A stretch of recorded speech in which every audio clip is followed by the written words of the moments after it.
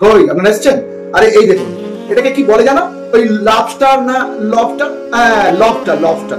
আর বলবেন না, এই কটা দিন এত বৃষ্টি চতুর্দিকে জল জমে গেছে। সেদিনকার রাস্তা দিয়ে আসছিলাম, হঠাৎ দেখি পায়ে কি ফুটছে, জলের মধ্যে হাত দিয়ে এইগুলো পেলাম। তাহলে দেরি কেন, চলুন এগুলো প্রসেস করে নি, কিরকম ভাবে এগুলো অপারেশন করতে হয় আপনাদেরও দেখিয়ে দিই। এই দেখুন, অপারেশনের আগে আমাদেরকে কেমন ট্যাপ ট্যাপ করে তাকাচ্ছে। কিছুই না বুঝলেন, এইরকম একটা অপারেশনের কাঁচি নেবেন, নিয়ে ঠিক এই সিদ্ধারা বরাবর মানে এইরকম ভাবে কাঁচিটাকে চালাবেন। এই দেখুন চালালেই খোলটা ফেটে যাবে।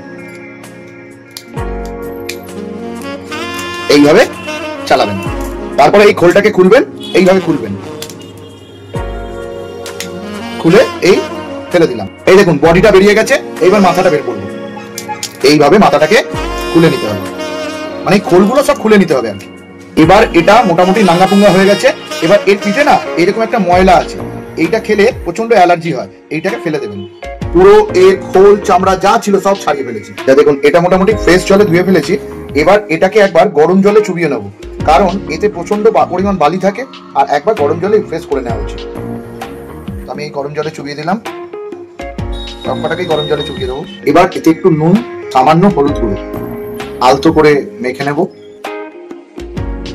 এবার এগুলোকে গরম তেলে ছেড়ে জাস্ট একটু নেড়ে নেব, উল্টে পাল্টে একটু নেড়ে নেব। এটা হয়ে গেছে, এটাকে আমি এবার তুলে নিচ্ছি। আচ্ছা, ছোট্ট করে একটা মশলার পেস্ট হবে। এখানে আমি নিয়েছি অর্ধেক গোটা পেঁয়াজ, আর কটা রসুনের কোয়া, টুকরো আদা, আর একটা শুকনো লঙ্কা। এগুলোকে আমি এবার একটা পেস্ট করে নেব।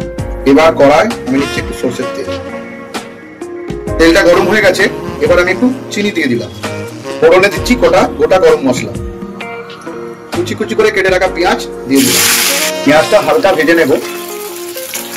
একটু হালকা কালার চেঞ্জ হলেই আমি বেটে রাখা মশলাটা দিয়ে দেব। দুটোকে একসঙ্গে ফ্রাই করব। এবার এই দুটোকে একটু ভালো করে ফ্রাই করার পর কোচানো একটা টমেটো আমি এর মধ্যে দিয়ে দিচ্ছি।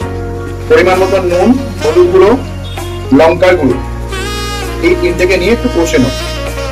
এটা যতক্ষণ না তেল ছাড়বে, গ্যাসটাকে একদম সিম করে কষতে থাকবে। তেল অনেকক্ষণ পর মশলা ছেড়েছে। আমি প্রথমেই বলেছিলাম যে আঁচটা পুরোপুরি কমিয়ে এটাই কিন্তু কষাতে হবে, তাই অনেকক্ষণ লাগলো। এবার এগুলোকে আমি এর মধ্যে দিয়ে দেবো। কষানোর পর্ব শেষ, পরিমাণ বুঝে আমি এর মধ্যে জল ঢেলে দেবো। এটা একটু ফুটবে, তারপর আমি এটাকে নামাবো। এবার এটা শেষের দিকে আমি এতে 1 চামচ ঘি দিয়ে দিলাম।